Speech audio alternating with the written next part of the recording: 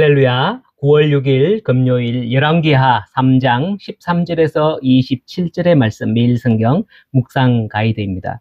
오늘도 하나님의 말씀을 따라 살기 위해서 말씀 앞에 서신 여러분을 환영하고 축복합니다. 어제 일이죠. 7일 동안 물을 한 방울도 구하지 못해서 갈증으로 온 군대가 괴로워하던 중에 하나님의 뜻을 묻기 위해서 엘리사를 찾아갔습니다. 그런데 엘리사는 대뜸 오늘 본문의 이스라엘 왕 여호람을 보자 내가 당신과 무슨 상관이 있나이까? 당신의 부친의 선지자들과 당신의 모친의 선지자들에게 가소서라고 합니다. 이게 무슨 말인지 아시죠? 부친은 아합이었고요. 모친은 이세벨입니다. 이들은 북이스라엘 역사상 가장 악한 왕으로서 바알과 아세라 그 우상을 많이 섬겼던 그런 자들이었거든요. 그때 하나님의 선지자들이 대부분 죽임을 당했고요. 엘리사의 스승 엘리야도 도망갔다가 다시 와서 갈멜산에서 바알과 아세라 선지자 850대 1로 누가 참신인지 대결까지 하기도 했으나 이세벨은 인정치 않고 엘리야를 죽이려 하기에 도망갈 수밖에 없었던 그런 적이 있었거든요. 이걸 안다면 어찌 이렇게 제자였던 엘리사 앞에서 뻔뻔하게 나타나 이렇게 묻느냐라는 말인 거죠. 하지만 엘리사는 14절에서 내가 만일 유다 왕 여호사밧의 얼굴을 봄이 아니면 그 앞에 당신을 향하지도 아니하고 보지도 아니하였으리라 합니다. 어제도 말씀을 드렸습니다만은 친구는 잘 둬야 됩니다. 믿는 친구 말이죠.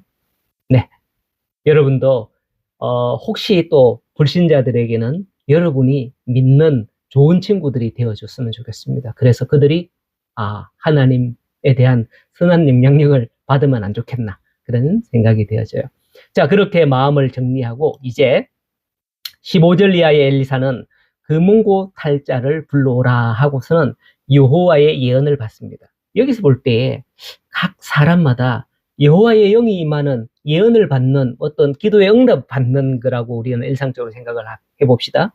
그런 모습은 다 다르다는 것을 생각을 해볼 수가 있습니다. 어떤 이들은 번제를 드릴 때 성경에서요. 어떤 이들은 기도할 때, 어떤 이는 길을 갈 때 등등 다양하게 주의 영이 임하는 것을 우리가 성경에서 볼 수가 있는 거죠. 금은고 연주가 진행되는 동안 하나님의 말씀이 엘리사에게 임했고 엘리사는 이 말씀을 전합니다. 16절과 17절의 말씀입니다. 여호와께서 이 골짜기에 개천을 많이 파라 하셨다고 하죠. 지금 세 나라 연합군은 군사와 짐승이 마실 물이 없어서 큰 위기를 겪고 있는 겁니다. 하늘에서 큰 비라도 내리지 않는 한 세 나라 연합군과 가축들이 마실 물을 구할 곳은 어디에도 없었습니다. 그러나 하나님은 바람이나 비 없이 근원을 알 수 없는 곳에서 물이 흘러나오게 하실 것이니 골짜기에 웅덩이를 많이 파라 이렇게 말씀을 하시는 거예요. 이것은 생각하기에 지극히 비상식적인 일입니다. 비가 많이 올 것을 대비해서 골짜기에 파고 뚝을 만드는 거예요. 하지만 비도 한 방울도 내리지 아니할 것 같은 날씨에 골짜기를 파서 웅덩이를 준비해라. 이거는 아주 상식 밖의 일인 것입니다. 만약 오늘날 이와 똑같지는 않을지라도 하나님의 말씀이 우리의 상식 밖의 일을 지시한다고 한다면 어떻게 할 건가요? 과연 믿습니다 하고 따르며 순종할 자들이 얼마나 많을까요? 만일 제가 그런 예언을 받았다면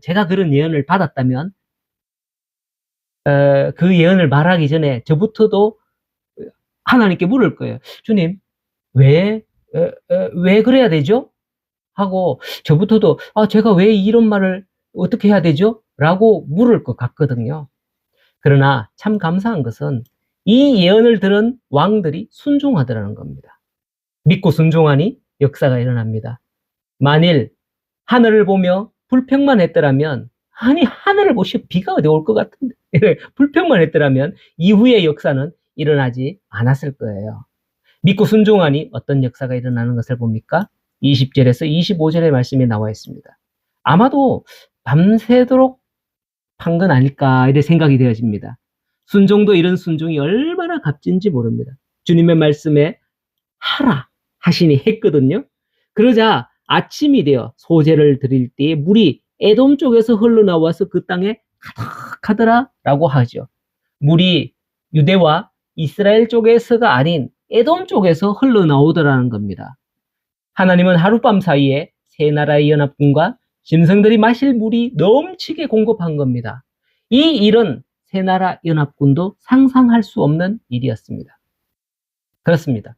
하나님 우리가 상상할 수 없는 방법으로 믿고 순종할 때에 그때 역사하는 줄로 믿습니다. 한번 믿고 순종하는 오늘 하루가 되기를 간절히 소원합니다. 때론 내게서부터 흘러나와 넘치리라 하는 그런 그런 예상하는 일도 많죠. 내게서부터, 우리 교회로부터, 뭐, 이렇게. 그러나 여기서 보면 그 물이 아침에 에돔 쪽에서 흘러나왔는데, 물론 에돔이라는 것은 붉다라는 의미가 있지만은, 에돔은 지금 동쪽인 거예요. 아침에 붉은 해가 마침 동쪽으로 이렇게 떠오를 때에 에돔 땅에서 떠오를 때 모압 사람들이 볼 때에는 물이 붉게 보이는 착시 현상이 생길 거예요. 물 위에 아침 해가 이렇게 떠오르면 말이죠. 세 왕이 서로 마음이 맞지 않아서 자기네들끼리 치고 싸워서 피가 흘러 보인 것이다. 그들이 이렇게 생각하는 겁니다.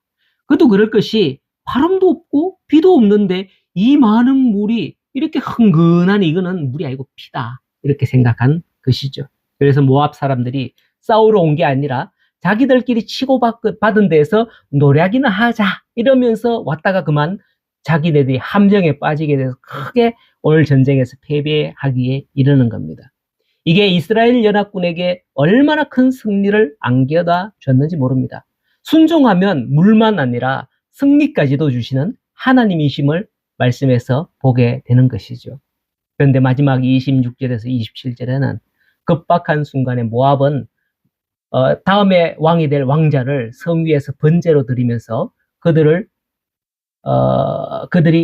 우리가 완전히 패배했다라는 것을 상대편에게 보여주는 겁니다.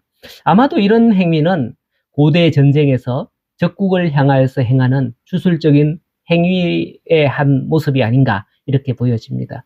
그것을 본 이스라엘 동맹군은 아주 그 마음 상해하면서 물러나게 되죠. 좌우지간 오늘 말씀에서 우리가 볼 초점은 전쟁에서 뭐 승리했냐, 어렸냐, 그 전쟁의 결말이 어떠했느냐, 그게 아니에요. 하나님의 선지자의 예언과 그에 대한 순종이 어떠했느냐, 순종했을 때 어떤 일이 일어났느냐, 이걸 보는 것이죠. 오늘 믿고 순종하는 우리 모든 성도들에게 하나님이 역사하는 하루가 되어서 승리를 거머쥐는 그런 오늘 복된 날이 되기를 예수님의 이름으로 축복합니다. 오늘 하루도 승리하시기를 축원합니다.